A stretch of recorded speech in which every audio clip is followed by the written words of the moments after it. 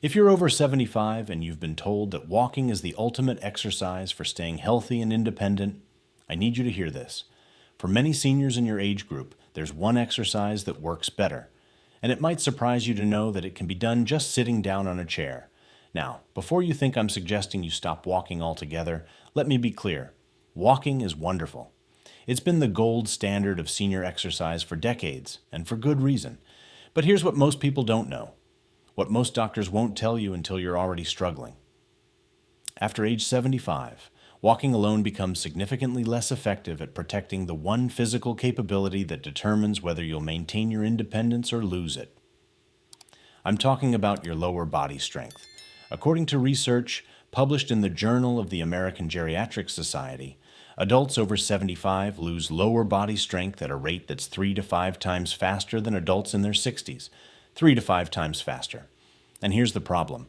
Walking, while excellent for cardiovascular health and general movement, does very little to rebuild or even maintain the specific type of muscle strength that prevents falls, supports your ability to stand up from a chair without help, or allows you to climb stairs safely. In fact, a landmark study conducted at Tufts University followed over 400 seniors aged 75 to 85 for 2 years. Half the group walked regularly. The other half performed seated resistance exercises just twice a week. The results? The walking group maintained their cardiovascular fitness, but their leg strength actually declined by an average of 8% over the 2-year period.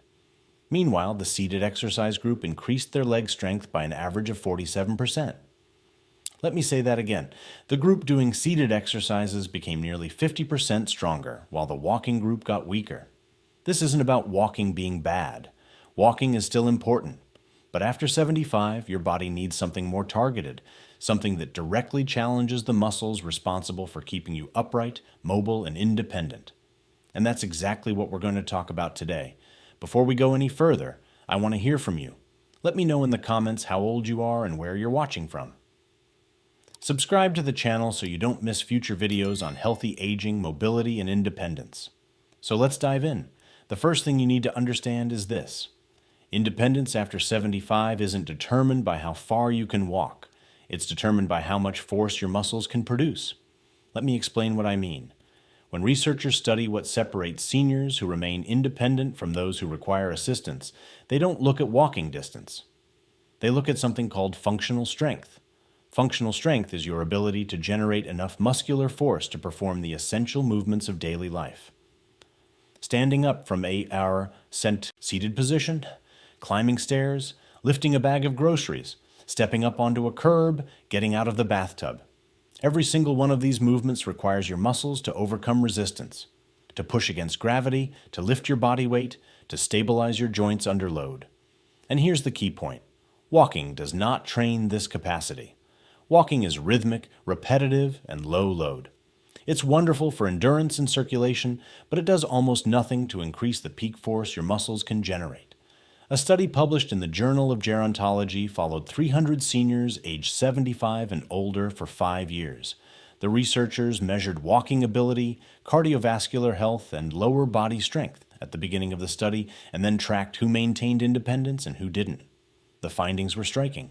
Walking speed and cardiovascular fitness had some correlation with independence, but lower body strength, specifically the ability to perform a sit-to-stand test without using the arms, was the single strongest predictor of whether someone would remain independent or require assisted living. In other words, your ability to stand up from a chair using only your legs is a more powerful indicator of your future independence than how far or how fast you can walk. And yet, most seniors spend all their exercise time walking and almost no time strengthening the exact muscles that this research shows are most critical. Why does this matter so much after 75?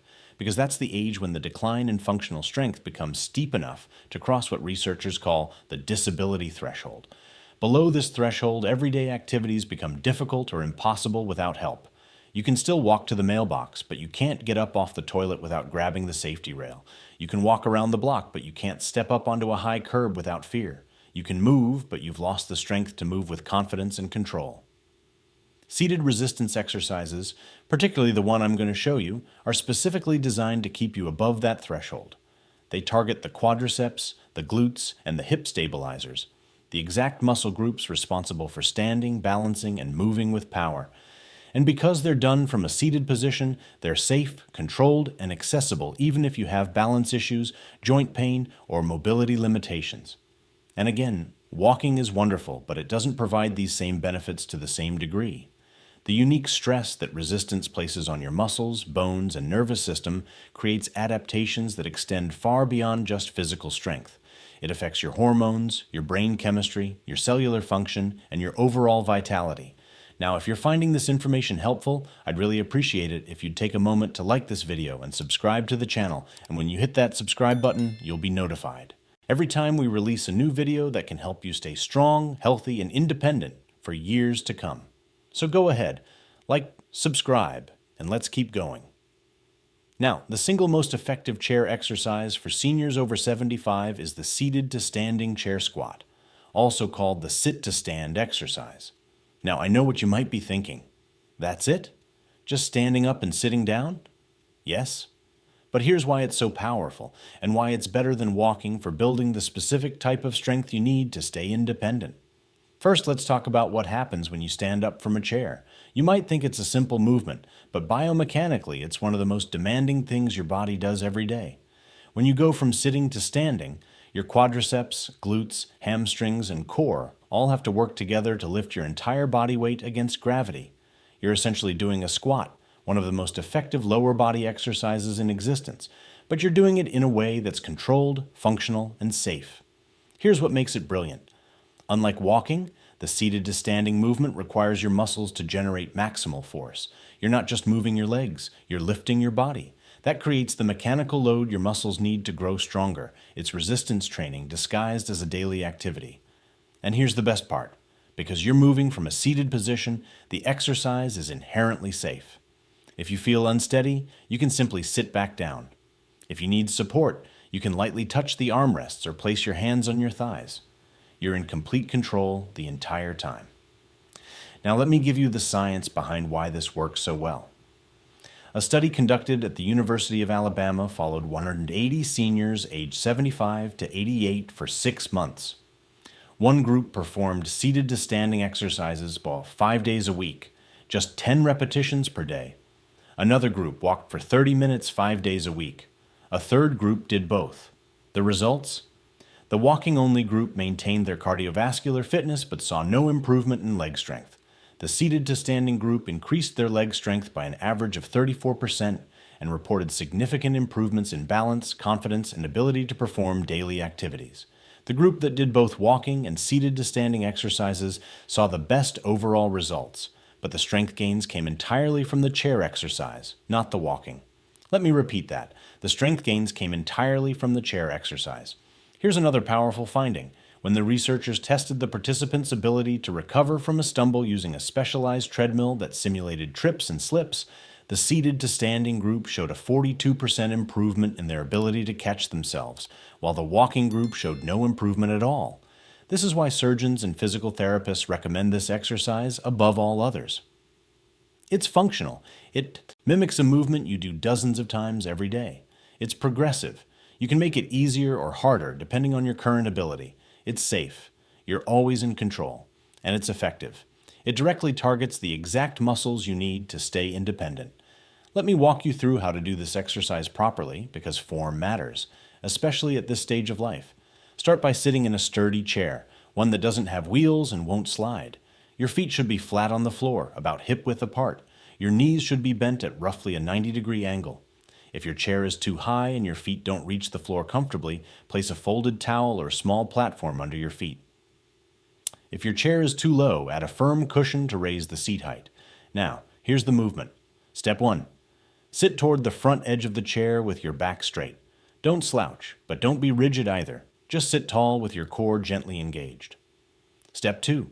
Position your feet slightly behind your knees. This puts your body in a better mechanical position to stand. Step 3. Lean forward slightly from your hips, not from your back, and begin to shift your weight onto your feet. Step 4. Press through your heels and stand up in one smooth, controlled motion. Think about pushing the floor away rather than pulling yourself up. Your arms can hang at your sides or you can extend them forward for balance, but try not to push off the armrests unless you absolutely need to. Step 5. Once you're fully standing, pause for a moment. Stand tall, squeeze your glutes gently, and take a breath. Step 6. Now reverse the movement. Slowly lower yourself back down to the chair with control. Don't just drop into the seat. Control the descent. This eccentric phase of the movement is just as important as standing up because it builds strength and trains your muscles to support you in a controlled way. Step 7.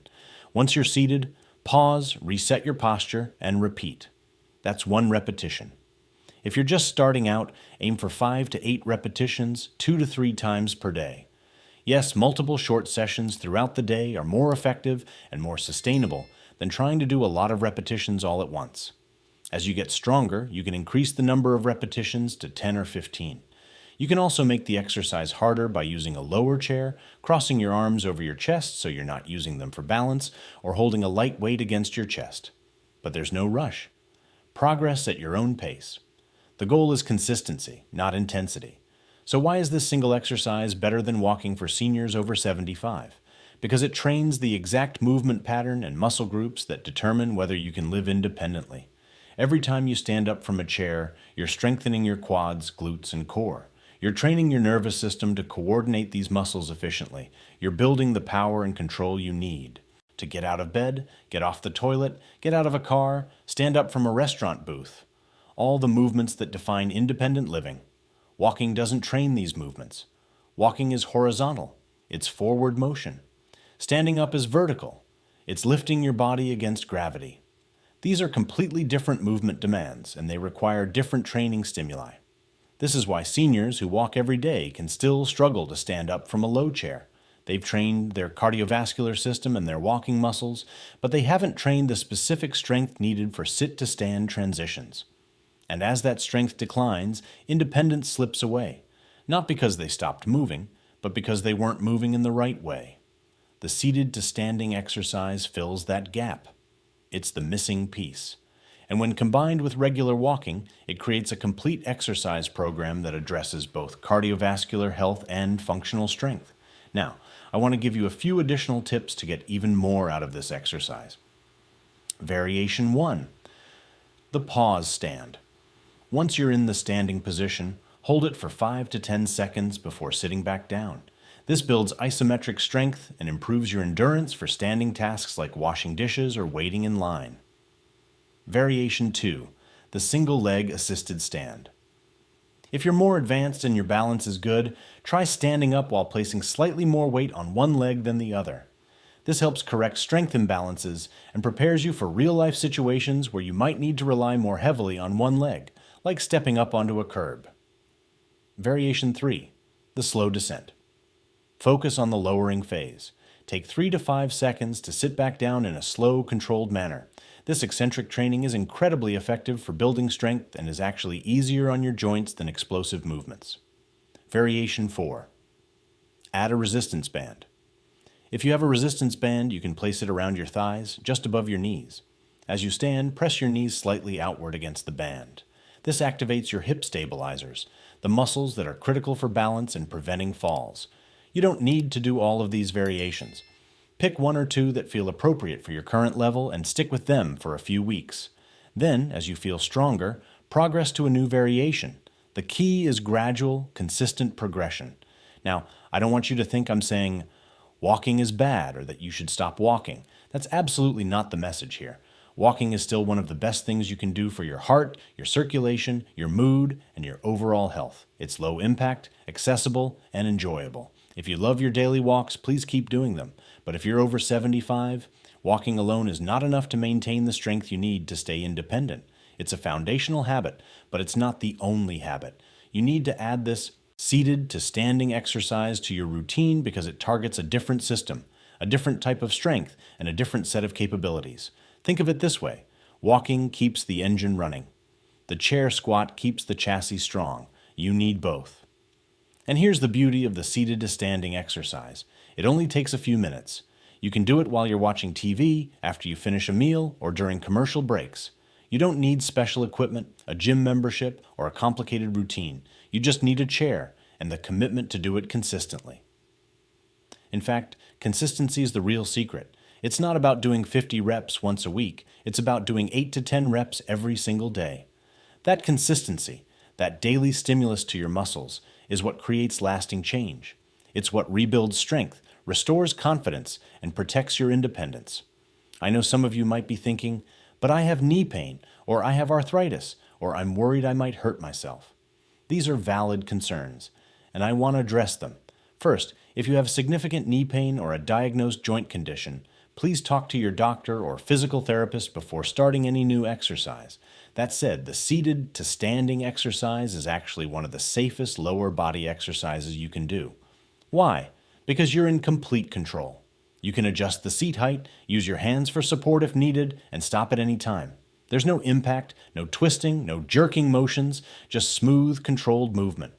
In fact, many physical therapists use this exact exercise as part of rehabilitation programs for seniors recovering from knee surgery, hip surgery, or other orthopedic procedures.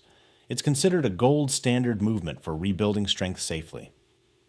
If you do have joint discomfort, start with a higher chair. A higher seat means you don't have to bend your knees as deeply, which reduces stress on the joint. As you get stronger and your joints feel better, which often happens as the muscles around the joint get stronger and provide more support, you can gradually lower the seat height. Also remember, movement is medicine for joints. When done correctly, exercise increases blood flow to the joint, delivers nutrients to the cartilage, and reduces stiffness. Avoiding movement, because you're worried about joint pain, often makes the problem worse, not better. I also want to zoom out for a moment and talk about the bigger picture, because this isn't just about one exercise. It's about a mindset, a belief that you have agency over your aging process. For too long, we've been told that decline is inevitable, that frailty is just a part of getting older, that once you reach a certain age, you should accept limitations and avoid pushing yourself. But the science tells a different story. The science says that muscle strength is trainable at any age, that your body responds to the right stimulus, whether you're 50, 75, or 95. That the loss of independence we associate with aging isn't caused by age itself. It's caused by inactivity and muscle disuse. And that means you have more control than you think. Every time you stand up from that chair with intention, with effort, with focus, you're sending a powerful signal to your body. You're telling your muscles, I still need you. Stay strong.